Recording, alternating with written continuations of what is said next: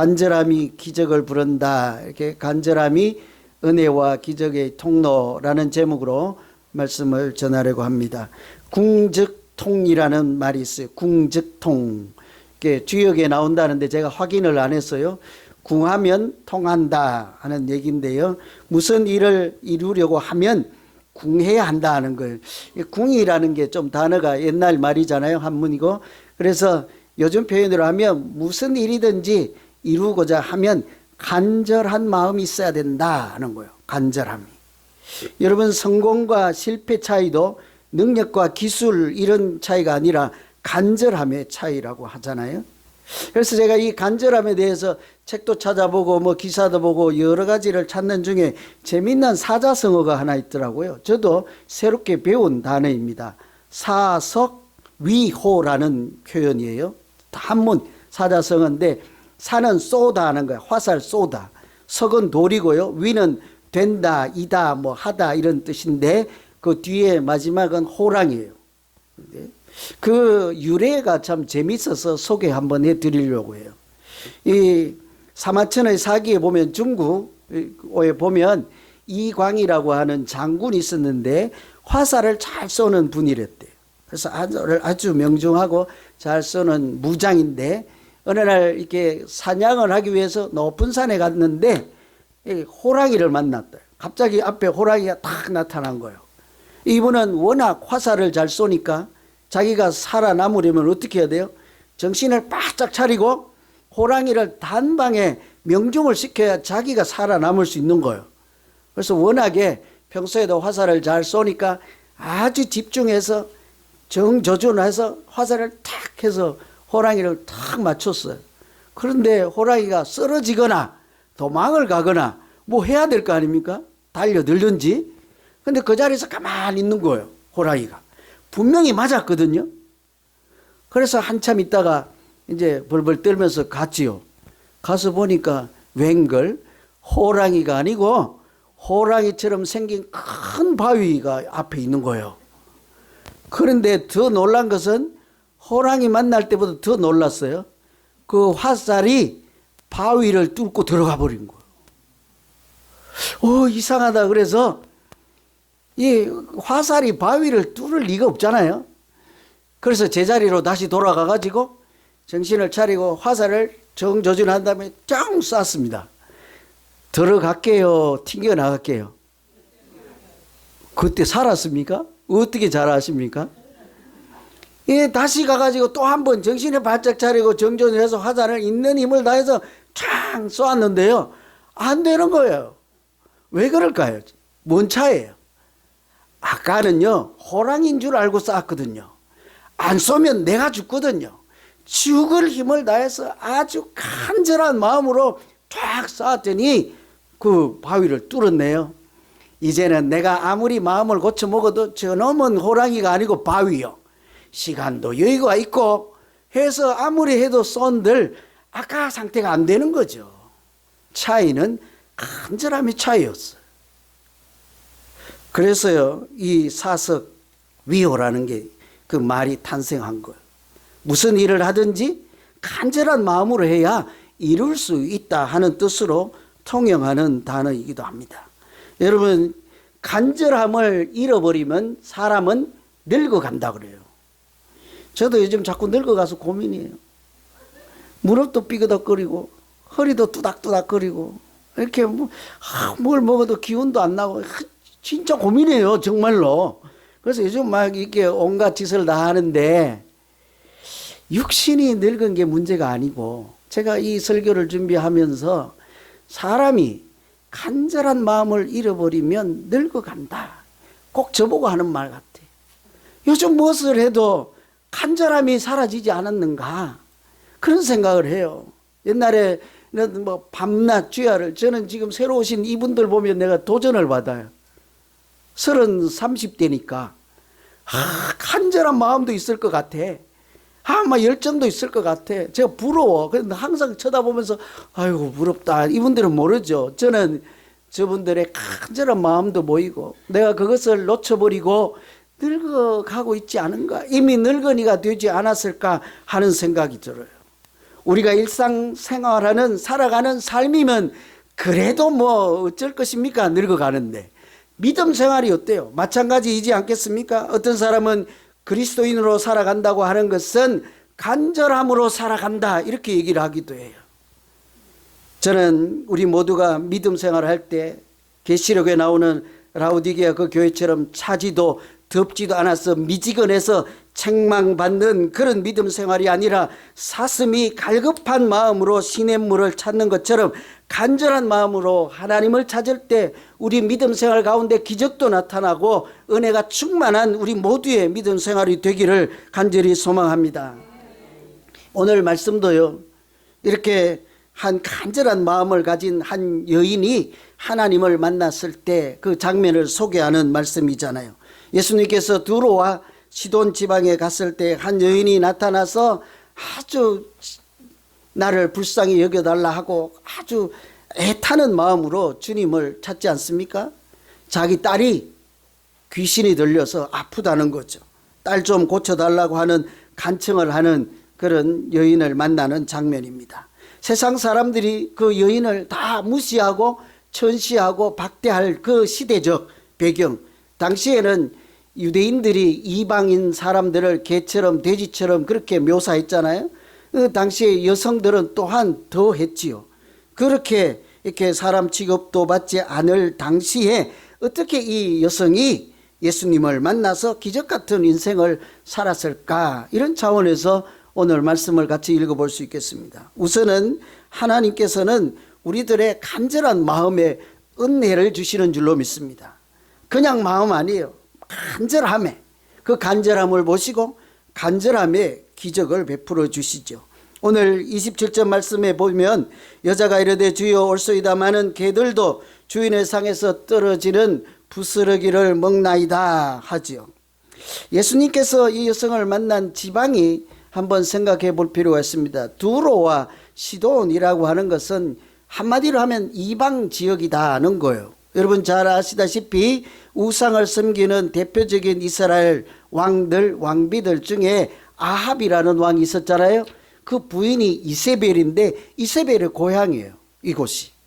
그러니까 하나님을 모르고 우상을 섬기는 대표적인 사람들이 있는 이방 지역에 갔을 때 거기 있는 사람들이 무슨 하나님을 알겠고 하나님의 은혜를 경험할 수가 있겠습니까? 그런 지역에 있던 한 분이, 여성 한 분이 예수님을 마치 기다렸다는 듯이 예수님이 오셨다는 소식을 듣고 가서 간절한 마음으로 소리를 지르는 거예요. 다윗의 자손이여 나를 불쌍히 여겨 주시옵소서. 저는 참 여기서요 그냥 넘어갈 수 없는 표현이 다윗의 자손이여 우리 딸을 불쌍히 여겨주세요 이렇지 않잖아요. 엄마가 뭐래요? 다윗의 자손이여 나 좀 불쌍히 여겨주세요. 엄마 입장이 되어보세요. 지금 이분의 간절한 마음은 무엇 때문입니까? 딸이 흉악한 귀신이 들린 거예요. 차라리 내가 귀신이 들렸으면 이제 살 만큼 다 살았고 산전주전 겪었으니 그냥 괜찮아요. 근데 우리 딸이 아파 보세요. 아들이 아파 버렸어요. 우리 아기가 아파 보세요. 아마 이분들도 그랬어요. 아기 이름이 봄이야. 성은 이씨고 이봄. 가서 막 만지면 안 돼요, 우리 아기. 예? 감기 드신 분들은 근처도 가면 안 돼요.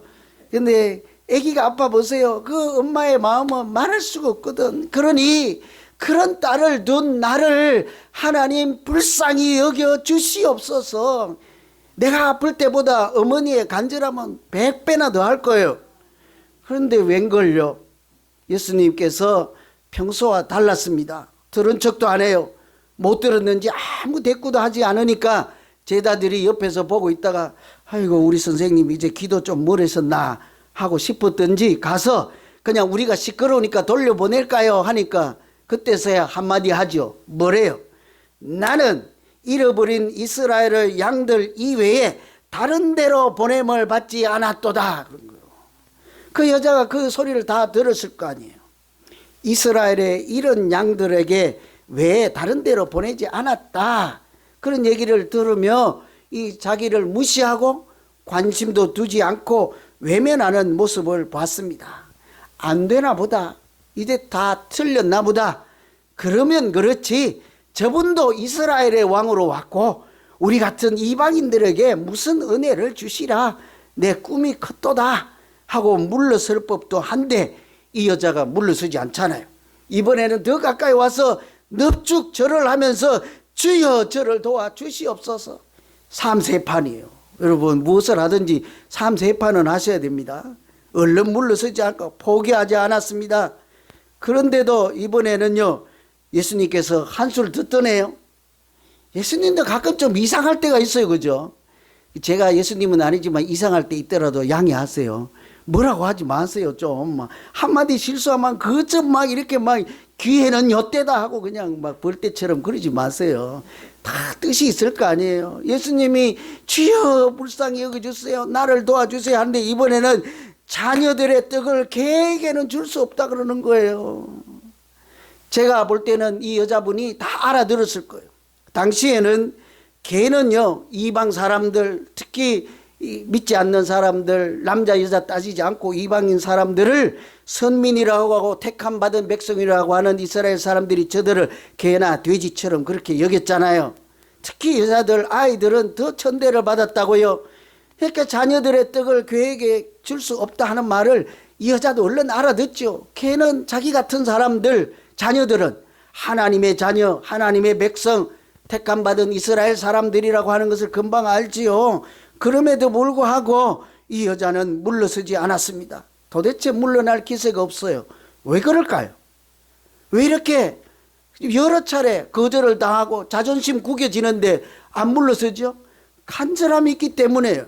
그것도 나 때문에 아니에요. 우리 딸 때문에, 나에게 갖고 있는 그 애통한 마음, 간절한 마음 때문에 어떤 소리를 들어도 물러날 수가 없는 거죠. 예수님께서 그 마음을 외면치 않았습니다. 여러분, 잠언에도 보면 8장에 하나님은 간절히 찾는 자를 만나 주신다 그러잖아요. 우리도요, 뭐 내세울 것도 없고 기대할 수 없는 연약한 자라도 틀림없이 간절함만 있으면 하나님께서 기도를 하든지 일을 하든지 틀림없이 은혜를 주실 줄로 믿습니다. 틀림없이 만나 주실 것입니다. 역대하 16장에도 보면 이렇게 얘기를 해요. 여호와의 눈은 온 땅을 두루 감찰하사 전심으로 자기를 향하는 자들을 위하여 능력을 베푸시느니라. 그렇죠. 하나님이요, 하나님을 향해서 전심으로 향하는 자들을 위하여 능력을 베푸신다 그랬어요.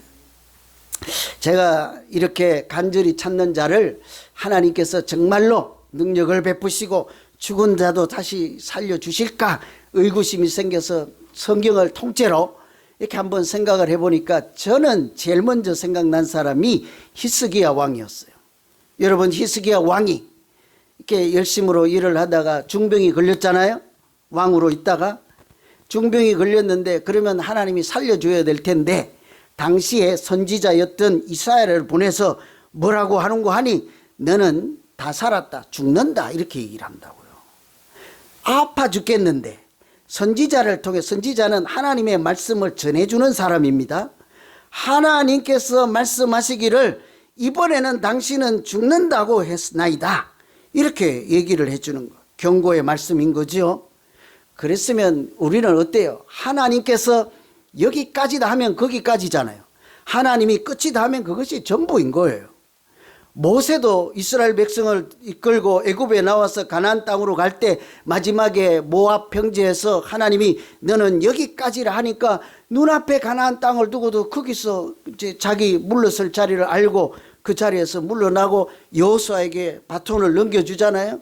하나님이 끝이라면 끝인 거죠. 뭐 그때는 더 이상 기도할 필요도 없는 거예요. 그런데 우리 생각과 달리 히스기야는 모든 것을 내려놓고 다 내려놓고 골방으로 들어가서 벽만 쳐다보고 그렇게 기도하기 시작하는 거예요. 그러니까 벽을 보고 기도한다는 것은 모든 거 포기하고 오직 벽만 보고다. 사실은 벽을 보고 하겠습니까? 모든 것을 내려놓고 하나님만 붙잡는다 하는 마음으로 간절함으로 기도했다는 것이죠. 그랬더니 아시는 대로 히스기야가 다시 생명을 되찾고 이렇게 더 연장해 주셨잖아요. 히스기야의 기도를 들어주셨습니다. 기도를 들어주셨겠어요? 그 간절한 마음을 하나님께서 받아주신 줄로 믿습니다. 우리도 마찬가지예요. 그래서 기도의 사람이라고 하는 E.M. 바운즈라고 하는 사람이 쓴 책에 간절함이라는 책이 있거든요. 그 책에 이렇게 얘기를 했어요. 우리의 기도는 날마다 일상적으로 받는 연금과 같다. 발음이 잘하는데 연금 있잖아요. 그 영어로 뭐라 그래요? 펜션이라고 하면 되나? 뭐라 어쨌든 연금이 있어요. 그런데 이렇게 얘기를 해요. 우리 기도는 연금과 같다. 이 연금은 그냥 연금이 아니라 죽을 만큼 간절함으로 구할 때 비로소 내려지는 하나님의 은혜다 그랬어요. 기도하시면 은혜를 주시는데 연금과 같은 이렇게 여러분 연금 아세요? 저는 아직 못 받아요. 그죠? 이제 매달 주는 거 있잖아요. 그런 것처럼 기도를 통해서 하나님이 매일매일 주는데 그냥이 아니라 어떻게 해요? 간절함으로 구할 때 주시는 은혜다 그래요. 그러니 우리가 기도를 하든지 무엇을 하든지 간절함이 있을 때 하나님은 틀림없이 기도나 무슨 일이 아니라 우리의 마음인 그 간절함을 보시고 은혜를 베푸시고 기적을 베푸시는 우리 모두의 믿음 생활이 되기를 간절히 기원합니다. 두 번째, 이 여성은 또 여성을 위해서 하나님께서 겸손한 마음에 은혜를 베풀어 주셨습니다. 똑같은 27절 말씀에 보면 주여 올소이다마는 개들도 주인의 상에서 떨어지는 부스러기를 먹나이다 그랬잖아요. 이 말씀을 이렇게 하게 된 것은 여인의 대답이에요. 맞습니다. 그렇지만 이제 개들도 부스러기를 먹습니다. 이런 얘기인데 이런 대답을 하게 된 것은 그 앞에 자녀의 떡을 취하여 개들에게 줄 수 없다. 개들에게 던짐이 마땅하지 않다 하고 예수님이 거절했을 때 여인이 하는 대답이에요. 맞습니다. 이러는 거죠. 이 이방인을 부르면서 개라고 하는 것도 다 알고 자녀의 떡을 자기에게 줄 수 없다는 얘기는 자기를 거절한다는 그런 다 알아듣죠. 다 알아들었음에도 불구하고 이 여인이 하는 대답은 올소이다예요. 올소이다. 참 이렇게 대답하기가 어렵거든요. 하나님께서 그럴 수가 있습니까? 하나님께서 유대인들은 세리나 죄인들까지 죄가 많은 사람들까지 다 품어주시고 용서하면서 나 같은 사람은 이방인이라고 해서 세상 사람들이 나를 보고 개라고 부른다고 해서 당신조차 그렇게 부르고 거절하실 수가 있나이까 하고 뭐 데모라도 해야 되지 않겠습니까? 그런데 뭐래요? 올소이다 그래요. 여러분 하나님께서요 우리에게 예스 하면 예스고 노 하면 노고 다 올소이다 해야 되지 않겠습니까? 때로는 내가 생각하는 그런 대답이 아닐지라도 또는 반대되는 이야기일지라도 하나님의 속마음을 우리가 어떻게 다 헤아릴 수가 있겠습니까? 사람의 한길 속도 모르는 우리가 하나님의 깊은 뜻을 어찌 알겠냐고요. 하나님이 그것은 아니다 하면 또 다른 하나님의 계획하심과 섭리하심을 준비하시고 때로는 나를 테스트하기 위해서 너는 아니야 라고도 말할 수 있잖아요. 그런 것을 다 알고 있으므로 이 여성은 아니다, 너는 아니다 라고 하는데도 올소이다. 주님 말씀이 맞습니다. 저도요 사람들이 개라고 부르고 이방인이라고 해서 무시하고 은혜와는 멀고 하나님 나라의 백성이라고 이렇게 불러주지도 않지만 그래서 저도 떡을 달라고 하지 않습니다. 자녀들하고 동일하게 대우해달라고도 하지 않습니다. 그냥 부스러기라도 이렇게 나에게 허락해 주시면 안 될까요? 여러분이 예수님이면 부스러기 주실래요? 안 주실래요? 제가 이게 원고에 없는 얘기인데 우리 강아지 얘기 또 해야 되겠네. 또 누가 뭐라고 하겠네. 한 분은 뭐라고 하겠네. 다시는 강아지 얘기하지 말라고요. 개들이 우리가 밥을 먹을 때 옆에 와서 있어요. 그냥 김치 먹을 때는 안 와요. 고기를 먹을 땐 와요. 고기를 탁 쳐다보고 틈만 나면 낚아채야지. 안 그래요. 주인을 봐요. 그것도 주인의 눈을 뚫어지게 쳐다봐요. 그러면서 이 여성처럼 얘기하는 거예요. 무언으로? 개의 언어로, 눈짓으로. 주인님, 내가 당신의 고기를 낚아채진 않을 거예요. 그거 뺏진 않을 거예요. 그렇더라도 부스러기만이라도 떨어지면 나 그거 먹어도 돼? 나 그거 먹어도 괜찮을까? 그러니까 천없이 기다려요. 그러면요, 없는 부스러기를 만들어요. 먹던 것을 이게 하고요. 저는 거짓말을 좀 못하고 이거 기름기가 많다고 옆으로 빼놔요. 왜 고기를 네 먹으라고 줬는데 개 주냐고 할 수도 있잖아요, 그분이. 그래서 옆에서 이렇게 해놓고 해서 이렇게 떨어져요. 안 줄 수가 없어요. 왜 그러게요? 간절한 마음으로 보고 있거든요. 이 여성이 그렇게 얘기를 한 거예요. 하나님 자녀들에게 줄 떡 기대하지도 않고 달라고도 하지 않습니다. 부스러기라도 떨어지면 제가 그것만 있어도 하나님의 부스러기이므로 우리 딸이 고침받을 수 있습니다. 고침받을 줄로 믿습니다. 여러분, 이것을 겸손이라는 거예요. 겸손. 아까 그 간절함 책을 쓴 이엔 바운드 책이에요. 그런 내용이 있어요. 참된 겸손이라고 하는 것은 하나님 앞에서 마땅히 보여야 하는 사람의 태도다 그러는 거예요. 주인 앞에서 보여야 되는 마땅한 개의 태도인 거예요. 그래야 부스러기 있거든요. 부스러기만 먹어도요, 행복해요. 얼마나 행복한지 몰라요. 그래서 이 참된 겸손은 상냥한 말투나 자신을 비하하는 태도, 그런 것이 아니라 이렇게 하나님 앞에서 절대적으로 순종하고 의존하는 마음이다 그랬어요. 우리는 생각할 때 겸손이라고 하는 것은 자기를 낮추어서 좀 비굴해 보이는 것처럼 참아가며 다른 사람에게 그냥 낮추고 유순하고 온순하고 할 말도 안 하고 이렇게 조용조용 나긋나긋하면 겸손이라고 할 수 있잖아요. 그게 아니라는 거예요. 정말 겸손은 하나님이 누구신지를 알고 이 여성처럼 하나님의 권세와 권능과 은혜를 절대적으로 신뢰해서 그 앞에 가서 포기하지 않고 주여 나를 불쌍히 여겨주십시오, 나를 이번만 살려주십시오 하고 긍정적으로, 그러니까 열정적으로 나가서 외치는 것, 그것도 얼마든지 겸손이라는 거예요. 왜냐하면 그것이 사람이 하나님 앞에 보여야 되는 마땅한 태도이기 때문인 거예요. 누가 하나님 앞에 가서 나 괜찮은데요, 이만하면 쓸만하죠, 이만하면 그래도 괜찮지요, 그렇게 외칠 자가 어디 있겠습니까? 가장 낮은 자리에서 하나님 내가 얼굴도 쳐다볼 수 없사보나 그냥 떨어지는 부스러기라도 있으면 우리 딸이 나을 줄로 믿사오니 은혜를 주시옵소서, 은혜를 주시옵소서. 틀림없이 그런 겸손함에 절대적으로 신뢰하고 의존하는 마음에 하나님은 기적을 일으켜 주실 줄로 믿습니다. 이 여자도요, 하나님의 그런 그 속마음 다 알았을 거예요. 그냥 무시하고 이렇게 멸시하려고 안 된다 거절했겠습니까? 간절함이 있는지 하나님을 정말 신뢰하는지를 테스트하기 위함도 있지 않았겠습니까? 뿐만 아니라 옆에 있는 사람들에게, 예수님도 다 알았을 거예요. 간절함이 있었고 겸손한 마음으로 왔구나 알지요. 그런데 그것을 옆에 있는 제자들에게 보여주고 싶었을 수도 있잖아요. 너희들도 봐라, 너희가 선민이라 아브라함이라 자손이라고 하지만 이 여자를 봐라, 여기에 참된 겸손이 있고 참된 간절함이 있지 아니하냐, 믿음이란 바로 이런 것이다 하고 그 순간에 너의 믿음이 크도다, 그 순간에 딸이 낫지 않았습니까? 이처럼요, 하나님은 우리의 간절함도 보시지만 겸손한 가운데 은혜를 베푸신다고요. 그래서 야고보 4장 6절에 보면 하나님은 교만한 자를 물리치시고 겸손한 자에게 은혜를 베푸신다 하는 말씀처럼 이 여성에게 기적이 일어나게 하잖아요.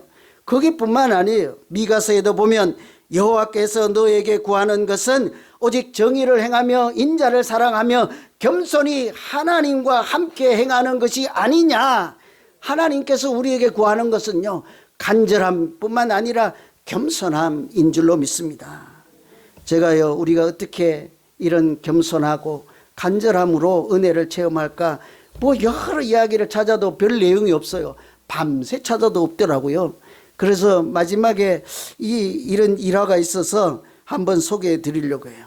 어린아이가요, 1달러를 가지고 이렇게 온 동네방네 뛰어다니면서 가게마다 이제 뛰어다녀요. 땀을 뻘뻘 흘리면서 손에 1달러를 쥐고 가게 문을 뚫고 들어가서 사장님 여기 하나님 파세요 이러는 거예요. 애기니까, 아이니까 여기 하나님 파세요. 여러분이 사장님이면 뭐라고 그래요?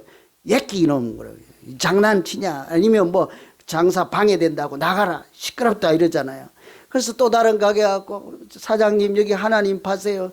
해가 질 무렵 돼서 온 동네 방네를 다 뛰어다니는데 마지막 가게에서 사장님 여기 하나님 파세요 하고 1달러 보여주는데 그 사장님은 예끼하지 아니하고 너 하나님을 사서 뭐 하려고 그러니 처음으로 얘가 왜 그런지 이야기할 수 있게 되었어요. 그랬더니 아버지는 일찍 돌아가시고 나를 아버지처럼 우리 삼촌이 키워주셨는데 건축 일을 하다가 떨어지셔갖고 지금 죽음 일보 직전에 있다는 거예요. 그런데 그 치료하던 의사가 이 꼬마에게 하는 말이 얘야 이제 네 삼촌 구해주실 분은 하나님밖에 없구나. 하나님 한 분이시구나. 얘가 어리니까 뭐 어디 가서 하나님을 찾아야 될지 뭐 해야 될지 모르니까 자기 딴에는 일불 들고 하나님 파세요. 하나님 찾으러 간 거예요. 그 노인이 기특하게 생각하고 키스 하나님의 키스라는 음료수가 있었대요. 그거를 주고 얘야 이거를 갖다가 마시면 하나님이 고쳐주실 거야 하고 그거를 들고 삼촌에게 달려가서 이렇게 하나님을 사왔다고 보여주는데요. 이튿날 이상하게 많은 의사들이 와서 유명한 의사들이 와서 그 삼촌을 고치죠. 살렸네요. 나중에 알고 보니 퇴원하려면 치료비를 내야 되는데 그 수많은 돈을 누군가 다 지불했는데 그 노인 어르신인 거예요. 이렇게 억만장자로 있다가 소일거리로 그 가게에 와서 시간을 때울 때 이 꼬마를 만난 거죠. 나중에 삼촌과 꼬마가 찾아가서 보니 그 사람 노인 어르신은 안 계시고 다른 사람이 편지 하나를 건네주는데 제가 그걸 읽어드리려고 하는 거예요. 젊은이 내게 고마울 필요가 없네. 사실 모든 비용은 자네 조카가 다 낸 것이나 마찬가지일세. 자네를 위해서 1달러를 손에 쥐고 온 거리를 누비며 하나님을 찾아다녔으니까 말이야. 하나님께 감사하게 자네를 살린 건 하나님 그분일세. 이런 거예요. 이 간절함 때문에 사실은 그 노인이 아니라 그 의사와 병원이 아니라 하나님이 역사하시는 일이지 않았겠습니까? 그래서 이 간절함을 그 노인이 보시긴 했지만 하나님이 역사하신 것처럼 우리도요 믿음 생활하든지 일상을 살아가든지 하나님께서 결코 우리의 간절함 겸손함을 외면치 아니하시고 하나님을 간절히 찾을 때 반드시 만나주시고 하나님께 나아가서 겸손히 엎드릴 때 자격 없는 우리까지도 십자가의 보혈로 우리를 깨끗하게 해주시고 죄사함을 허락해 주시고 새 소망을 가지고 살아갈 수 있도록 도우시고 인도해 주실 줄로 믿습니다. 기도하겠습니다. 하나님 아버지, 자격도 없는 한 사람이 예수님 보고